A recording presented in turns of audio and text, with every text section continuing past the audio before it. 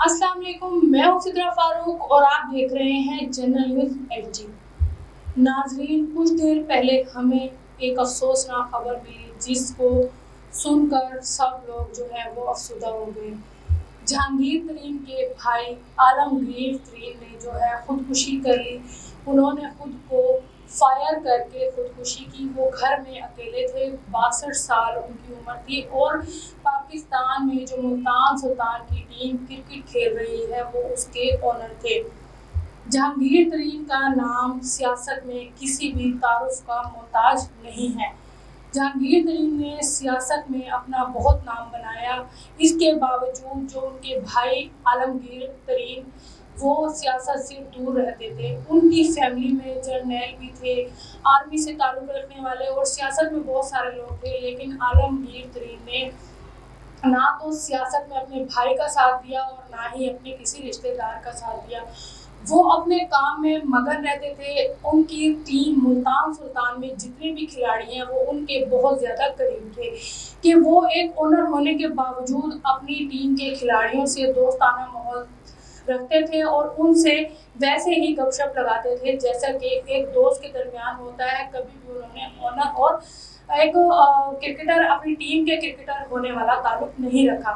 अब यहाँ पे काबिल गौर बात यह है कि एक इंसान जिसने 62 साल की उम्र में खुदकुशी कर ली, ना तो वो शादीशुदा है। अगर एक इंसान अगर खुदकुशी करता है, वो शादीशुदा होता है, तो उस पर मसाइल का दबाव समझ आता है कि उसने अपने घरेलू मामला से तंग आकर या उसने मसाइल में घिर कर जो है खुदकुशी कर ली है। लेकिन आलमगीर तरीन को तो इस तरह की किसी भी मसाइल का सामना नहीं था। ना तो वो शादीशुदा थे और ना ही उनको दौलत की कमी थी कि वो इन तमाम चीज़ों से तंग आकर खुदकुशी कर लें। अभी तक जो इब्तदाई मालूमात आई हैं उनसे यही मालूम हुआ है कि आलमगीर तरीन ने जहाँ पर खुदकुशी की उनके पास एक ख़त मिला है और उस खत में उन्होंने लिखा है कि मेरी जो खुदकुशी का जिम्मेदार किसी भी इंसान को ना ठहराया जाए।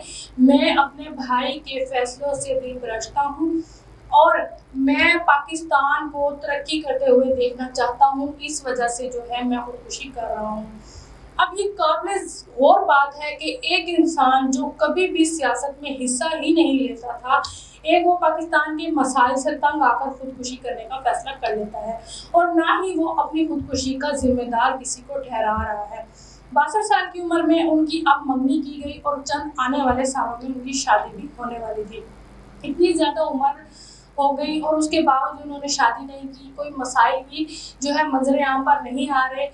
एक इंसान होता है जो नफ्सियाती मरीज होता है, उसका सब लोगों को पता होता है, वो किसी ना किसी से अपने मसाइल जो है डिस्कस करता है तो पता लग जाता है कि ये इंसान जहनी मरीज है या जहनी मसाइल का शिकार है। लेकिन आलमगीर तरीन का तो इस तरह की चीज़ों से दूर दूर तक कोई ताल्लुक नहीं था, लेकिन फिर भी इस खुदकुशी की वजह मालूम नहीं होती कि उन्होंने ऐसा क्यों किया है। उनके खुदकुशी के मौके पर जो है वहाँ से ख़त मिला है, उसके मुताबिक जो है वो यही कहा जा रहा है कि वो अपने भाई के जो है फैसलों से दिल बरसता थे और वो चाहते थे कि पाकिस्तान तरक्की करे, ना कि पाकिस्तान में जो मसाइल हैं, महंगाई का तूफ़ान जो आया हुआ है या जो भी हो रहा है पाकिस्तान की सियासत में, पाकिस्तान की अवाम के साथ जो नाइंसाफ़ियाँ हो रही हैं, वो इससे दिल बरसता थे। लेकिन ये तो एक इब्तदाई मालूमात हैं। जब ये फॉरेंसिक होगा कि ये ख़त आया कि आलमगीर तरीन ने अपने हाथ से लिखा है या कि किसी साजिश के तहत ये सब कुछ किया जा रहा है। अभी तक की मालूमात में यही कहा जा रहा है। अब उसके बाद जब पुलिस पूरी इस पर तफ्तीश करेगी, इस पर कार्रवाई करेगी, तब ही तमाम वजूहात जो है वो सामने आएंगी।